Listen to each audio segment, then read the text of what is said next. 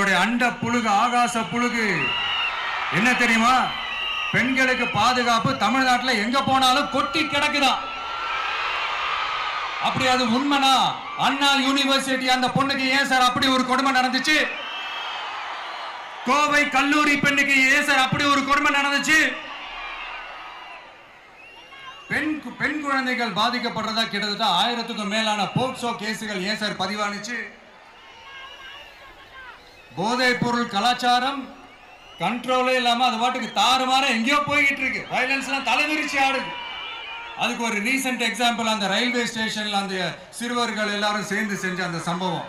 சட்டம் ஒழுங்கு சரியா இருந்தா ஏன் சார் இப்படி எல்லாம் நடக்குது? சட்டம் ஒழுங்கு சரியா இருக்கணும்னா முதல்ல தமிழ்நாட்டுக்கு ஒரு டிஜிபி வேணும் சார். எங்க சார் போனார் அவரு? எங்க அவரு? சும்மா இந்த ஆக்டிங் ஆபீசரை வச்சுக்கிட்டு அரசாங்கத்தை நடத்துனீங்கன்னா இப்படிதான் சட்டம் ஒழுங்கு சந்தி சிரிக்கும். முதல்ல தமிழ்நாட்டுக்கு ஒரு டிஜிபியை போடுங்க சார். அதுக்கப்புறமாச்சும் சட்டம் ஒழுங்கு சரியாகுதான்னு பார்ப்போம்.